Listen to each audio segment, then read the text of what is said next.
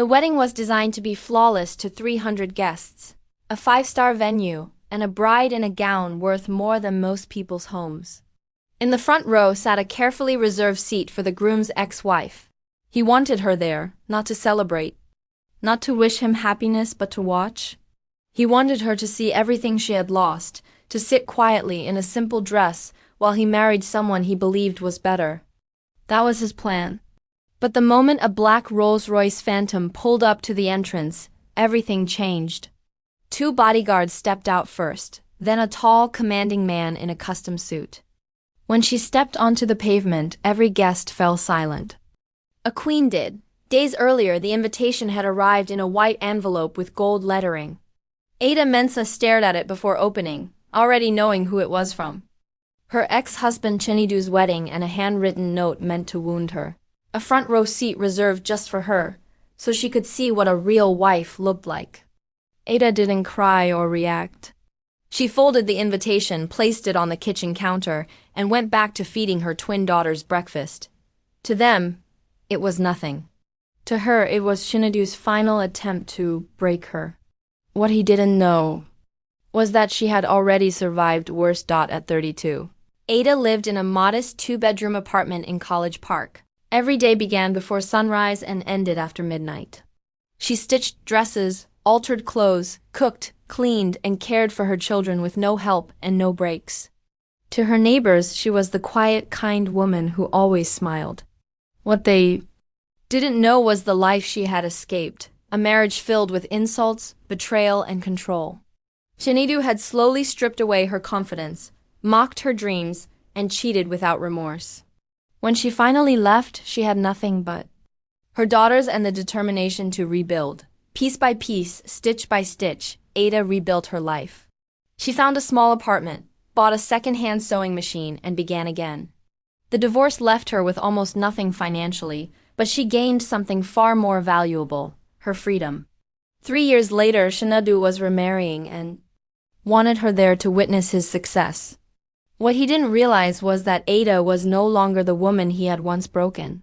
And 3 days after the invitation arrived, a chance encounter at a fabric store would set in motion a transformation he never saw coming. 3 days after the invitation arrived, Ada's life shifted in the most ordinary way.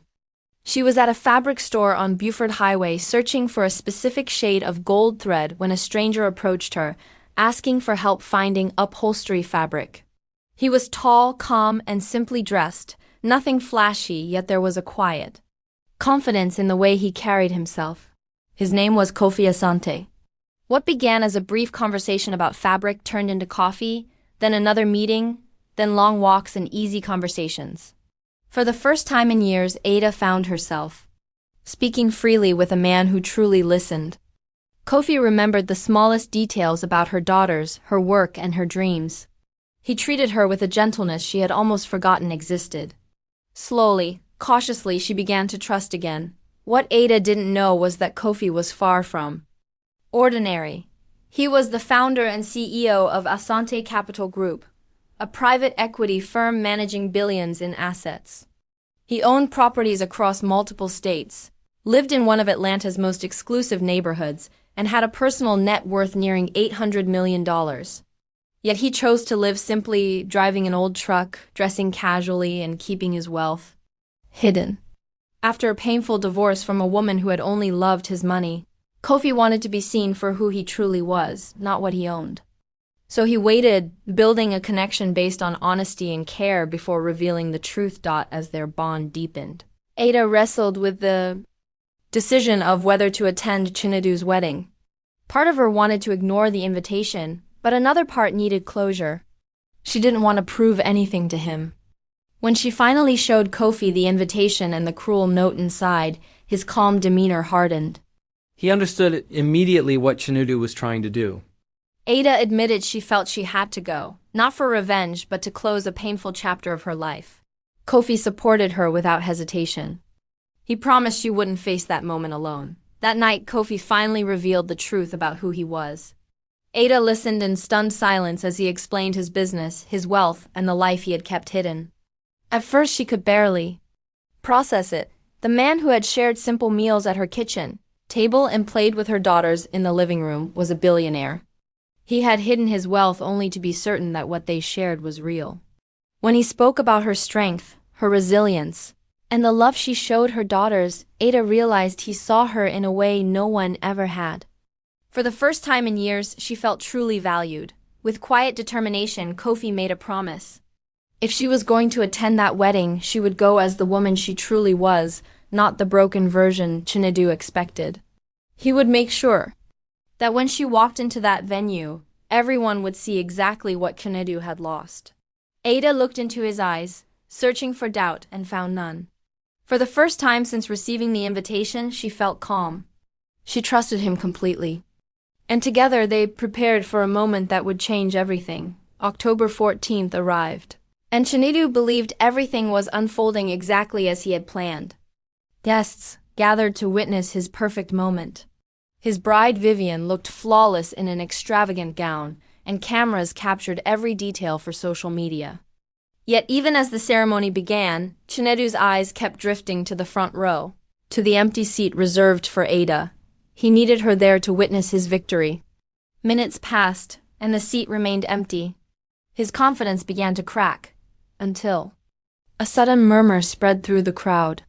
Outside, a black Rolls-Royce Phantom had just pulled into the driveway, flanked by security vehicles. Guests rushed toward the windows, curiosity turning into stunned silence. The car door opened, and a powerful presence stepped out first, Kofi. Then he extended his hand, and Ada emerged. But this was not the broken woman anyone expected. She stepped out in a custom gold gown that shimmered like living fire, her posture calm and regal, her expression peaceful. Together they walked toward the entrance with quiet confidence. Inside the hall, conversations stopped. Every head turned. When they entered, the room fell into complete silence. Ada walked down the aisle slowly, not as a victim, but as a woman who had already won. She reached the front row, looked at Chinedu, and greeted him with a gentle smile and a simple thank you for the invitation. Her composure alone shattered him. When Kofi introduced himself, recognition spread quickly. Many guests knew exactly who he was, a powerful billionaire whose success dwarfed anything Chinedu had ever claimed. Shock turned into whispers. Confident smile faded as realization set in. Ada sat calmly in the front row beside Kofi, as if she were simply attending a performance. Ada responded without anger or bitterness.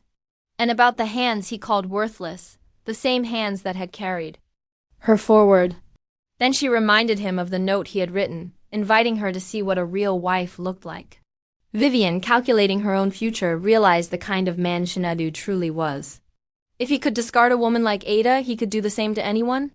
In front of the stunned guests, she removed her ring and called off the wedding, walking away without hesitation.